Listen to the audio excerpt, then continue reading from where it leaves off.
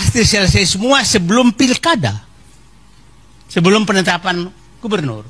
Jadi ini yang bikin saya, apa sudah saatnya saya harus mati menghadapi begini semua ini. Jadi Anda mengizinkan setelah ada Saya tidak pernah koreksi. mengizinkan reklamasi, Bang. Tidak pernah mengizinkan ya, Bosku ya. Oke? Tidak pernah mengizinkan. Jangan keliru, tidak pernah ada izin reklamasi. Reklamasi dihentikan, titik. Oke? Sekarang lahan yang ada itu diubah. Yang semula dikuasai oleh swasta, sekarang menjadi lahan milik kita. Assalamualaikum warahmatullahi wabarakatuh. Jumpa kembali dengan Banyuwangi Official. Oke, selamat sore semuanya. Dan sore hari ini kita mau nonton lagi video tentang Syahid Didu, yang dimana kali ini adalah Bapak Anies Baswedan dimintai keterangan ya mengenai tanah-tanah yang ada di PIK 2. Dan bagaimana videonya nanti kita simak bareng-bareng. Kita siapkan dulu biasa untuk videonya, kita siapkan dan mari kita tonton. Dan mungkin teman-teman punya saran dan kritik, jangan lupa tulis di kolom komentar saya. Oke, lanjut. Inilah tentang Syahid Didu. Lanjut. Jadi Anda mengizinkan setelah ada Saya tidak pernah koreksi. mengizinkan reklamasi, Bang. Tidak pernah mengizinkan ya, Bosku ya. Oke? Tidak pernah mengizinkan. Jangan keliru, tidak pernah ada izin reklamasi. Reklamasi dihentikan, titik. Oke? Sekarang lahan yang ada itu diubah. Yang semula dikuasai oleh swasta, sekarang menjadi lahan milik kita. Lahan itu menjadi kawasan terbuka itu negara, DKI. Dulu kawasan itu kawasan tertutup, yang tertutup memang milik mereka. Sekarang terbuka, siapa saja boleh masuk ke situ. Dan semua orang yang memang sudah memiliki lahan itu beli transaksi, dihormati. Jadi mereka juga itu merasa negara fair kok. Tanah Syahid Didu dibayar 30 kali lipat. Wah, tanah Syahid Didu dibayar 30 kali lipat, Bosku. Lebih mahal. Dengan syarat diam, berhenti bunyi gitu. Dan ternyata Syahid Didu tidak menolak. Tidak menolak tawar itu, tapi marah besar. Dia marah besar kepada orang utusan itu. Dia bilang, sini handphonenya, saya rekam. Sampaikan pesan ini, wahai Aguan. Wah, dia sebut nama tuh dalam rekamannya itu ya. Wahai Aguan, kalau kamu bayar tanah rakyat minimal 1 juta per meter, maka tanah saya ambil gratis, nggak usah dibayar. Jadi kepada orang-orang yang nyinyir, yang hatinya dengki, yang kurang piknik, dengar ini baik-baik. Syahid Didu tidak berjuang untuk dirinya sendiri, ya. Bahkan dia merelakan tanahnya 10 hektar ambil oleh pengembang asal rakyat dibayar tanahnya 1 juta per meter minimal. Nah, teman-teman sekalian, penonton semua channel, semua channel banyak banget ya. Jadi kita memang tidak boleh membiarkan seorang Syahid Didu berjuang sendirian, ya. Alhamdulillah ini semakin bagus bahwa ini perjuangan seluruh rakyat semesta, ya. Bukan perjuangan Syahid Didu saja, tapi perjuangan seluruh rakyat semesta. Dan kita juga sudah tidak tedeng aling lagi. Kemarin hari Sabtu kemarin sudah ada kesepakatan bahwa 19 November dideklarasikan sebagai hari perlawanan rakyat terhadap Aguan. Kok Aguan? Iya, kita nggak ngomong oligarki lagi, kita ngomong Aguan. Karena Aguan adalah sekarang representasi oligarki yang dengan kekayaannya dan hartanya yang sangat berlimpah ruah, dia merasa bisa melakukan apa saja, ya, termasuk membeli aparat desa, aparat keamanan yang seragamnya ini, seragam itu, semuanya dia merasa bisa beli. Belum lagi pejabat ini, pejabat itu, dia merasa bisa beli. Tapi dia lupa bahwa ada rakyat Indonesia yang masih berakal waras, yang masih punya semangat jihad dan yakin dengan firman Allah yang dikutip oleh Buya Fikri Barino tadi, a'udzubillahi minasyaitonirrajim, kuntum khaira ummah. Engkau adalah umat yang terbaik, ukhrijat linnas, yang diturunkan bagi manusia, ta'muruna bil ma'ruf wa tanhauna 'anil munkar wa tu'minuna billah. Jadi menjadi umat yang terbaik menurut Allah itu bukan karena kita kaya raya, bukan karena ganteng, cantik, punya ilmu pengetahuan hebat segala macam, bukan, tapi karena kita ta'muruna bil ma'ruf, kita melakukan, menyeru kepada kebaikan, dan yang paling utama mencegah kemungkaran. Dan itu semua didasari oleh iman pada Allah, bukan ingin disebut hebat, berani, pahlawan dan sebagainya. Nah, kita bersama-sama insya Allah semua yang ada di sini dan semua yang menonton channel-channel ini, channel-channel perjuangan, ada Bang Edi channel, Refli Harun channel, Egi Sujana, Mimbartub, Arif apa Arif? Salwa, banyak semuanya yang lain ya. Ya banyak ini semuanya. Jadikan 19 November sebagai titik balik perlawanan rakyat terhadap kekuasaan oligarki yang sangat zalim, dan wabil khusus kepada aguan. Siap semuanya ya? Insya Allah. Allah Akbar. Assalamualaikum warahmatullahi wabarakatuh. Assalamualaikum warahmatullahi wabarakatuh. Assalamualaikum warahmatullahi wabarakatuh ya bosku. Ini saya Didu, kita dengarkan lagi bosku ya. Terima kasih. Akhirnya moto tandang ke gelanggang, meskipun seorang saya buang sekarang karena Bu Fitri sudah ada, Bu Fitri sudah di sini, semua sudah di sini bergabung. Sebenarnya yang semangat saya naik itu begini. Nah ini sangat seru sekali teman-teman ya, karena ini juga keterangan-keterangan. Tadi di depan juga ada Bapak Anies Baswedan, juga ini langsung ada Said Didu, mungkin mau dia memberikan cerahan-cerahannya. Oke, lanjut lagi untuk kita tonton videonya. Lanjut. Tanggal 6 Agustus, ini saya bicara apa dibalik ini semua, ini baru saya mau buka. 6 Agustus, saya ketemu seseorang yang saya tahu posisinya adalah penghubung politik antara oligarki dengan penguasa, dengan pengusaha yang mengendalikan kekuasaan dengan kekuasaan. Apa ceritanya ke saya? Dia kasih tahu semua skenario bagaimana Mulyono mengambil partai tanggal 6 Agustus. Sampai nama-nama panitia Munas Golkar pun dia kasih tahu saya. Dan tanggal 9 Agustus, 8 Agustus kan Airlangga dipanggil. Persis yang disampaikan ke saya. Tanggal 10 Agustus Airlangga mundur. Ini ingin pecah kepala saya. Kok negaraku sekarang betul-betul bukan diatur oleh partai politik, betul-betul diatur oleh mereka. Saya diberitahu bagaimana nanti PKB diambil, tanggal berapa diambil. Saya diberitahu PKS bagaimana menyerahkan diri. Saya dikasih tahu. Saya dikasih tahu PKS yang menyatakan menyerahkan diri. Saya dikasih tahu bagaimana PAN diperpanjang lagi menjadi 3 kali, padahal ADRT-nya diubah. Dan dia bilang, menyatakan itu pasti selesai semua sebelum pilkada, sebelum penetapan gubernur.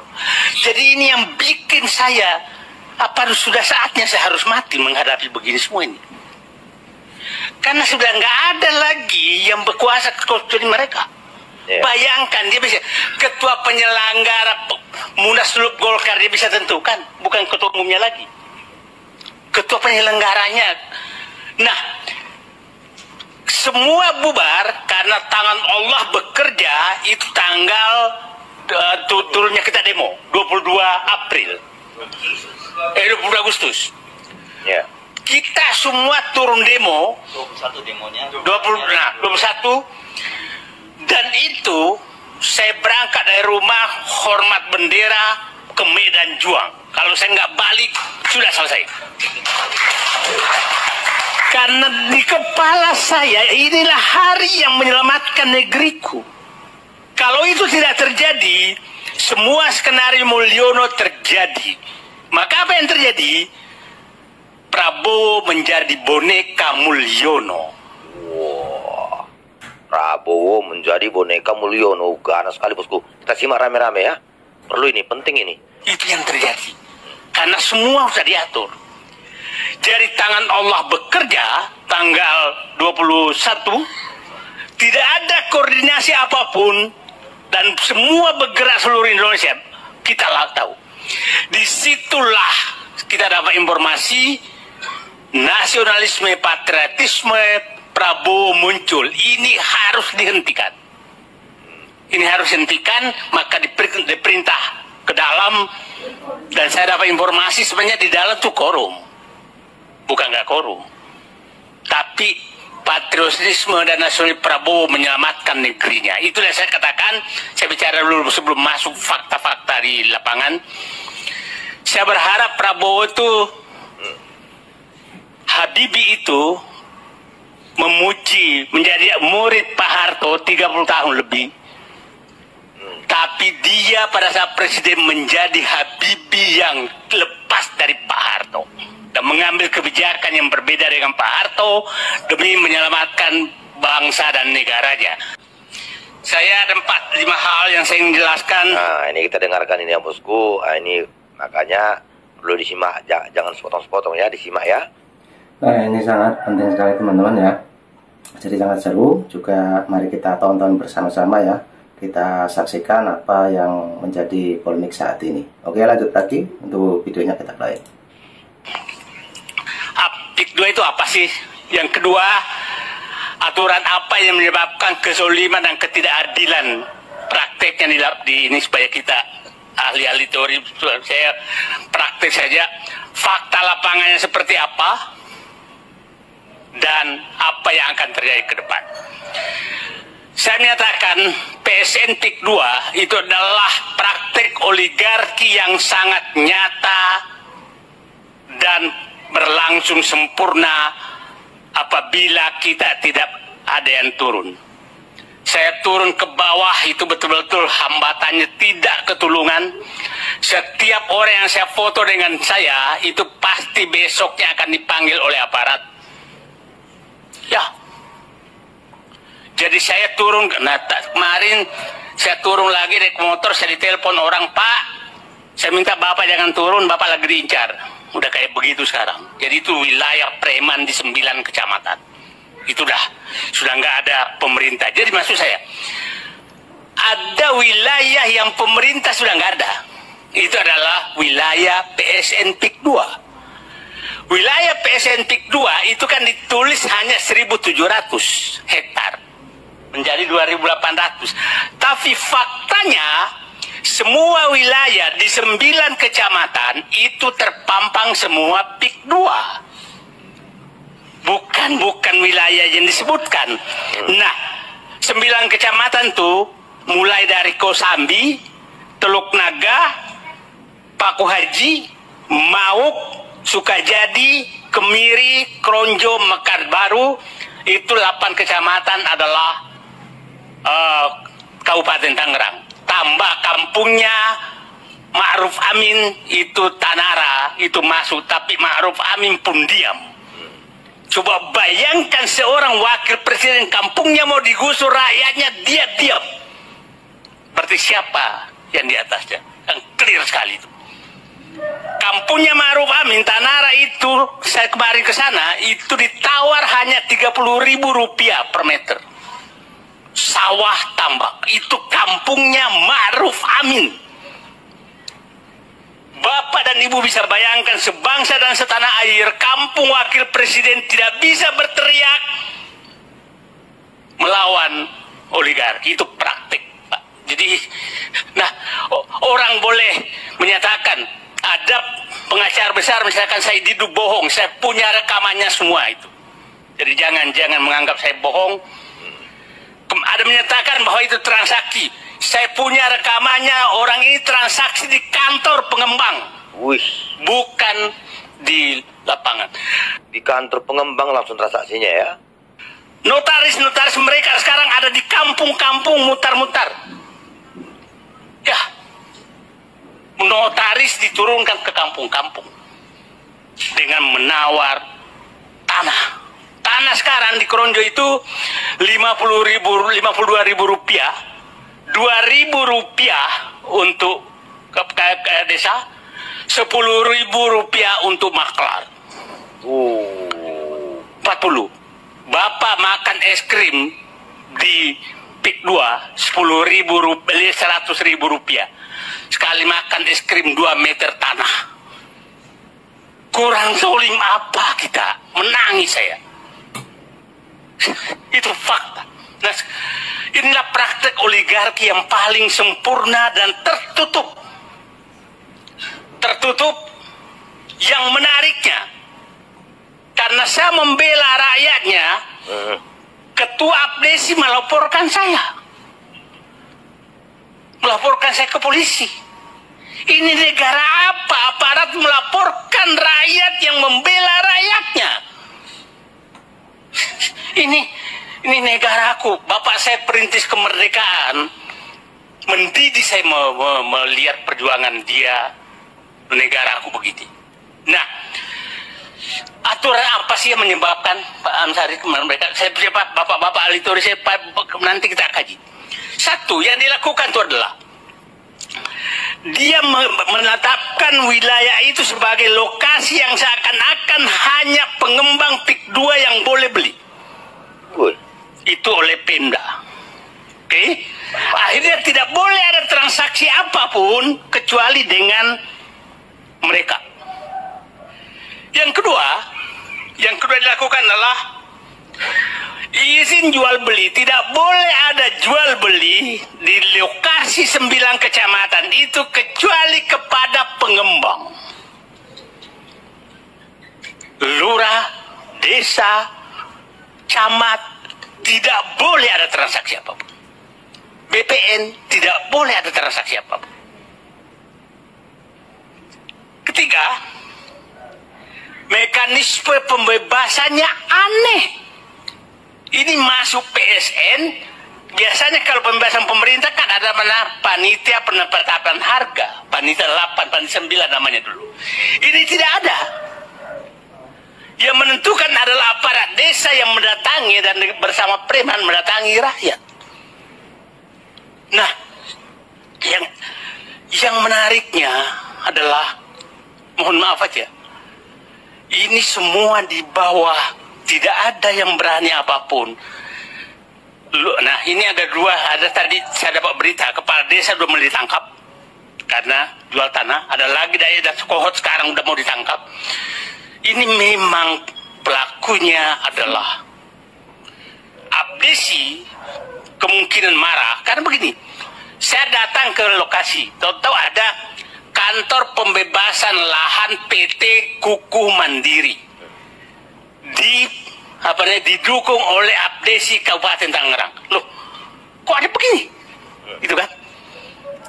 Terus saya ke lokasi PIK 2 PT Kuku Mandiri. Oh, berarti Kuku Mandiri ada PIK 2. Ya kan? Nah, sangat aneh. Nah, puncaknya adalah PSN. Puncak aturan yang dibikin. Ingat, PSN diumumkan 2 hari setelah pengumuman MK tentang kemenangan Presiden Prabowo. 2 hari. Dan kita sangat bisa menduga bahwa pelaku daripada ini adalah yang reklamasi gagal, yang ibu kota negara pelakunya juga sama, ini juga sama. Artinya kelihatannya setelah gagal di reklamasi Pantai Utara, dia pindah ke IKN Zong juga. Nah, oke teman-teman, videonya sudah habis dan itulah tadi tentang Syahid Didu, dan tadi juga ada Anies Baswedan ya di depan tadi. Kalau nggak salah itu masih waktu Anies Baswedan masih menjabat di DKI Jakarta, teman-teman ya.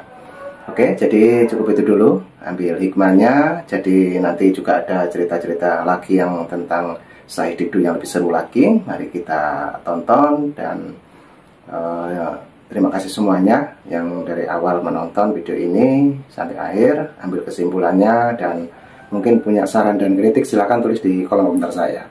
Oke, terima kasih semuanya. Assalamualaikum warahmatullahi wabarakatuh. Sampai jumpa. Thank you. Bye bye.